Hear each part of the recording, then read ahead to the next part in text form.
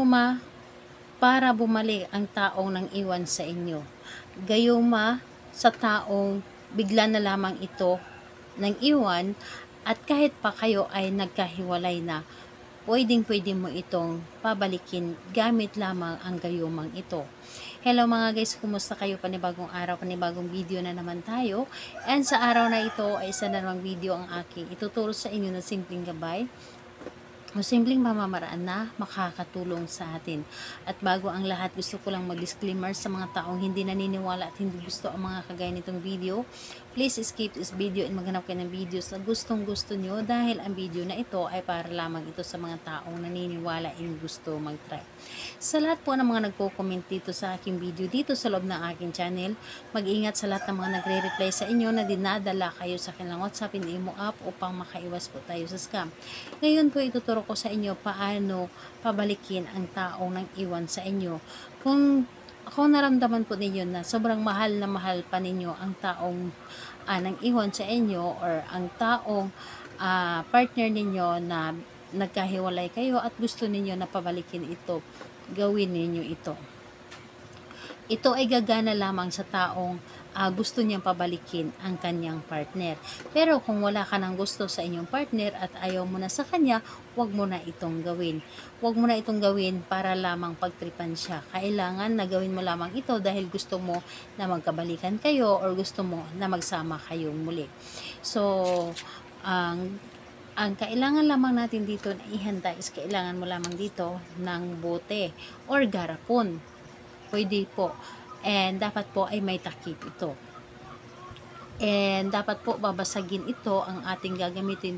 Wag na wag tayong gumamit ng plastic. Dapat po ay babasagin. And kailangan din natin dito ng papel. Maliit lamang na papel. Kailangan din natin dito ng kandila. Pwedeng pula, pink, or puti. Pero mas maganda, pula or pink. Pwedeng gamit na. And pwede ring bago. Kailangan din natin dito ng isang kutsarang asukal. Asukal po ay pampatamis ito sa pagmamahalan. So, ito lamang ang dapat nating ihanda. And kapag handa na yung mga ating gagamitin, kailangan ang sarili mo naman ang inyong ihanda. Halimbawa na lamang ay kailangan na buo ang inyong loob, tiwala, at paniniwala sa inyong paggawa nito. Dapat po ay hindi ka nagdududa sa dapat mong gawin, dahil sa paggawa ng mga ganito is kailangan natin dito ang buong tiwala. Kapag ready ka na, pwede mo na itong umpisahan. Ang gawin mo lamang dito ay napakadali lamang. Dito sa isang bote, ilagay mo dito ang isang papel.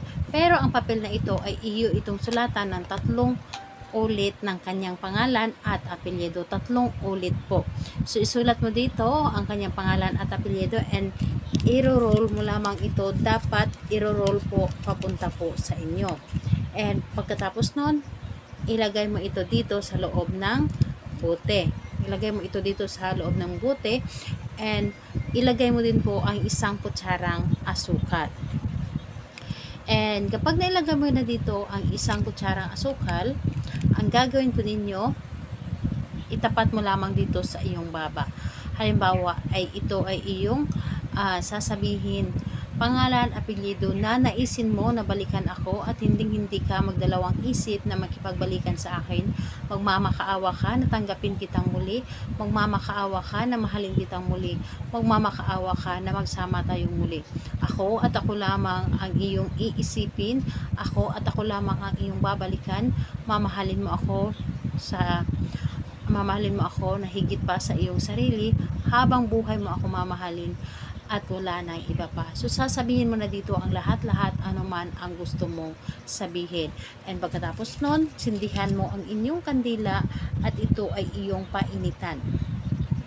Painitan mo ito dito sa loob or dito po sa may sa baba ng bote, dito sa ilalim. Painitan mo ito gamit ang kandila. And kapag naramdaman mo na mainit na dito sa loob, inyo na itong ihinto and patayin na po ang kandila. And kung merong takip ang buti na iyong ginamit, mas maganda na inyo itong takpan or humanap kayo ng buti na meron talagang takip. And ang gagawin mo dito sa buti na ito, inyo itong ibaon. Mas maganda na ibaon ninyo ito gilid ng inyong bahay, sa gilid ng inyong bahay, or sa may pintuan banda ng inyong bahay. Doon po ninyo ibaon ito. And dapat po kapag ibaon ninyo ito, wala po makakakita. Ikaw lamang ang nakakaalam. Mas maganda na gabi mo ito ibaon. And sa pagbaon ninyo ito, sasabihin ninyo na hindi ka na makakaalis dito sa ating bahay. Ako at ako lamang iyong babalikan, at anumang oras ikaw ay babalik sa akin. So, gawin lamang ito sa araw ng Tuesday and Friday. Paggawa mo ito ngayong araw, kinagabihan inyo itong ibaon. Tuesday and Friday lamang ang paggawa nito.